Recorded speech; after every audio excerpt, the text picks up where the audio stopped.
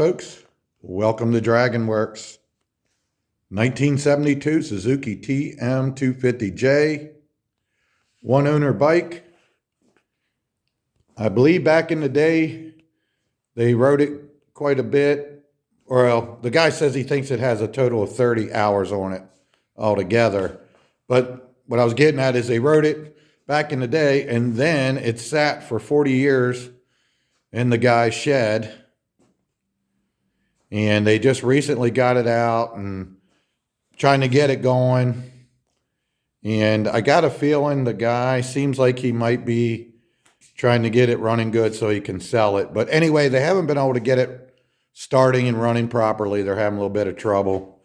And he said he had somebody put on a new carburetor there, and it didn't really make a difference or what have you. So we got to do some diagnostics on it and get with him about what it needs. And he's trying to weigh the odds if he's going to do the work or sell it as is or what have you. So we got a little bit of diagnostics to do on it.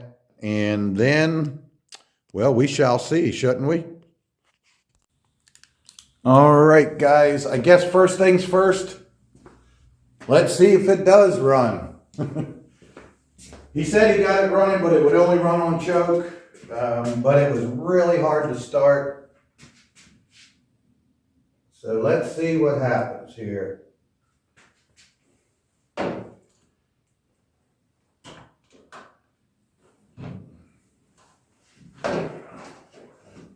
Let me tighten up my straps a bit for this job. I'm going to stand up on her.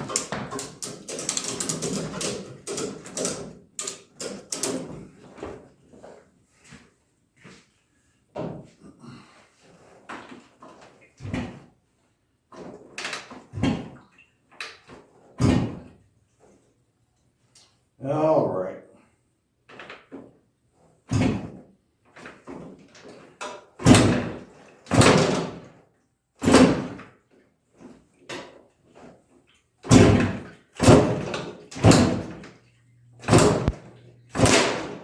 Woo!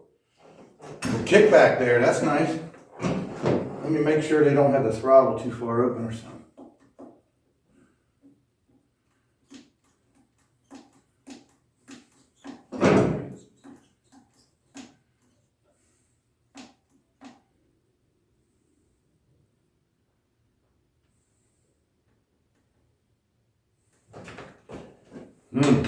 Kickback.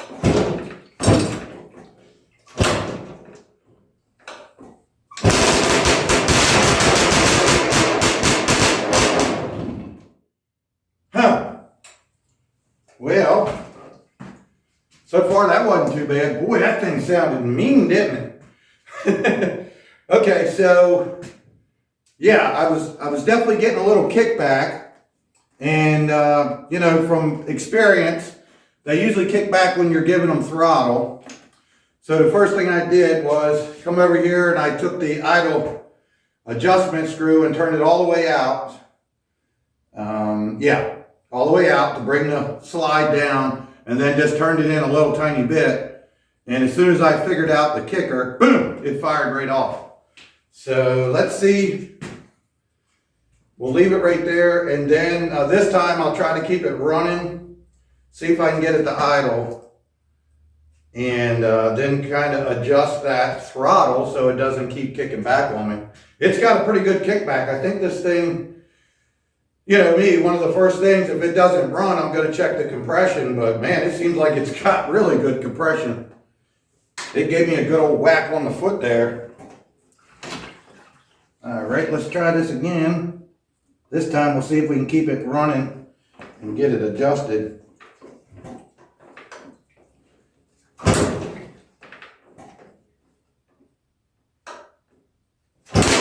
Oh, yeah, it hit me again there. Shoot, this thing kicks hard. Something's definitely out of whack when they do that.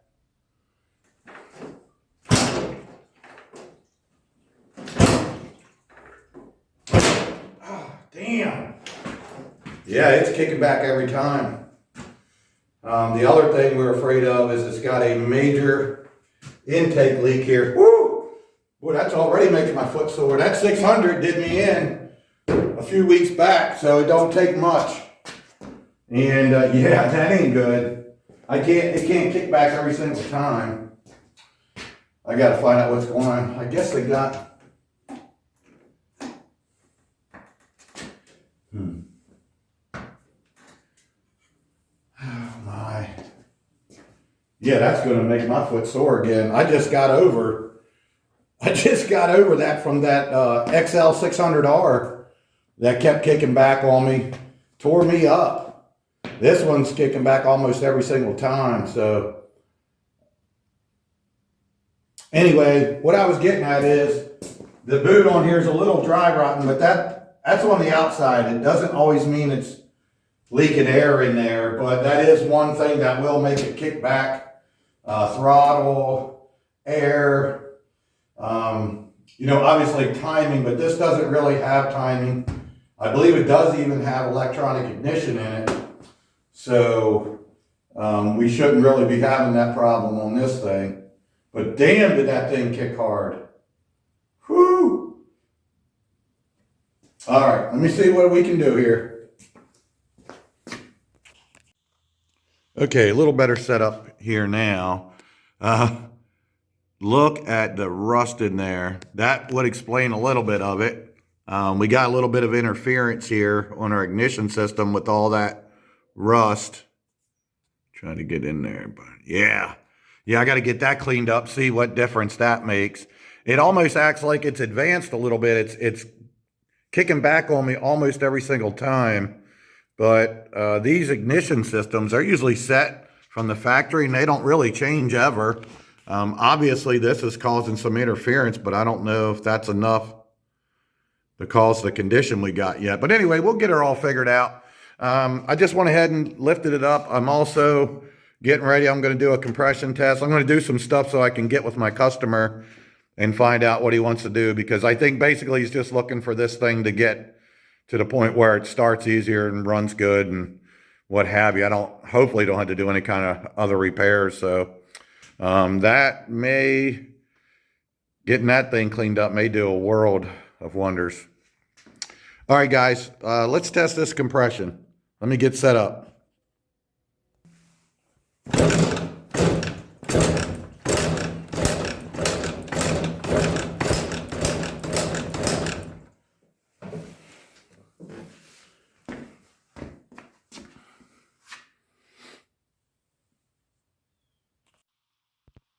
Okay, guys, so owner says go ahead and let's proceed a little bit further. See if we can get this thing starting and running correctly without spending too much money. I already showed you all the rust in here around the magneto, so I already started taking it off before I remembered to turn the camera on. But I'm going to pull that off and get this all apart, try to clean that rust off. And then also, like I mentioned, the owner was a little worried about the cracks in the boot right there. So I'm also going to pull the carb off and see if they go all the way through. A lot of times they don't.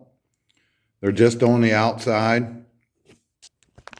Let me zoom in for those who are still searching for what I'm talking about. See the intake boot there? Now that's another thing that'll cause it to kick back a little bit. Intake leak, if you're like throttles stuck open. Obviously ignition timing, not many of them you can adjust, but on this one you can. But right now I think it's just getting a mixed signal here with all that rust. So going to take care of that. Going to pull the carb off, double check and make sure that's not leaking. See what else we got to do, and then we'll try it again.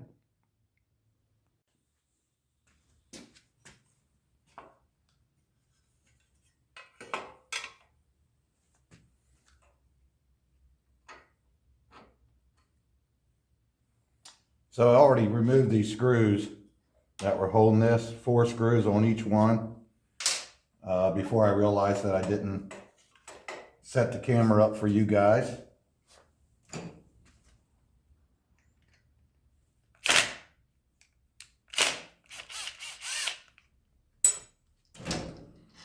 Pull these magnets off of here, these coils, and just kind of clean up these surfaces.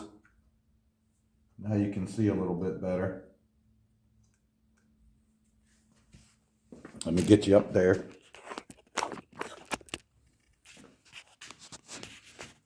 And now you can see, look at all that rust. There's actually like a little bump.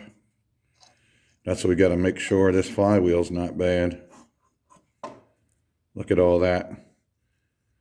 So basically, this is just a magnet, but you can have interference, and like we talked about, we got ignition coil here, and when this thing comes around, if there's a disturbance in that signal, then it may be kind of like advanced or not. But anyway, I went ahead and marked all this plate the best I could, because right now this plate is kind of advanced. I doubt anybody's turned it. I guess it was set that way, but I can back it off just a tiny bit, and that may fix the pre-detonation problem we got going on here, making this thing kick back. So sorry, not a better explanation, but I just got to get done for the customers.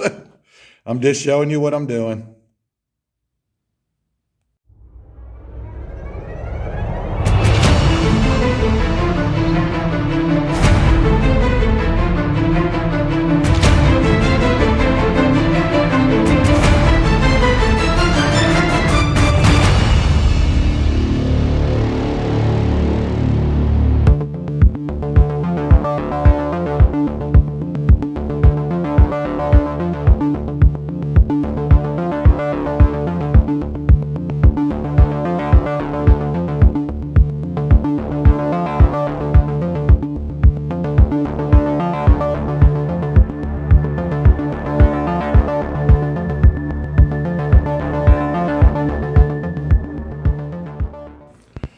Okay guys, get ready for this. This is going to be buck nasty.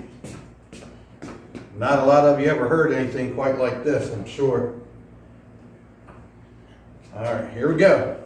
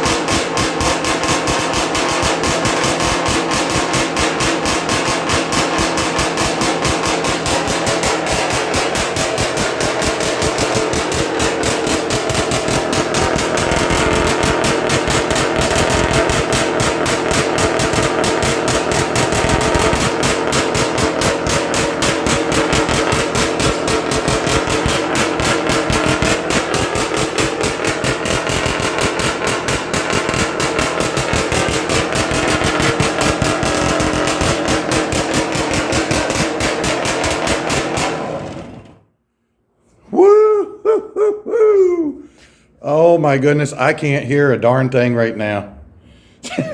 And I know that the camera is not doing it justice, but that is one badass sounding two-stroke if I ever heard it. I got to get the seat on. I got to take this thing for a ride. So just to recap real quick, the guy was having trouble getting it started, and also it wasn't idle. So I think we got that solved. Let's see about taking this thing for a little spin, shall we? All right, guys, you ready? This thing is buck nasty. Unfortunately, we had a bunch of snow, a bunch of rain. It's super muddy. And I think the guy's about to sell this bike, so I don't really want to get it too muddy. Just got a small area here. I'll give you what I can. I'll do a couple different shots for you.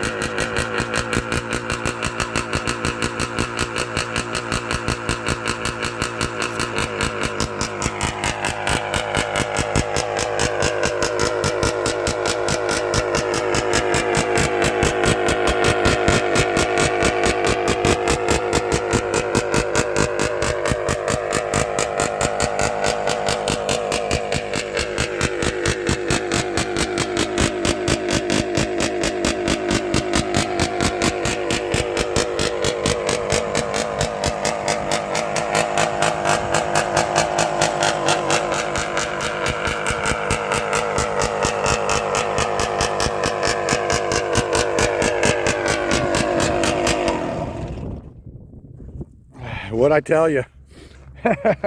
I wish I had more drier conditions and everything for you. Like I said, I just don't want to get it all messed up. This isn't one to really get too wild on. I gave you a little bit of taste. The power is incredible. It's really surprising.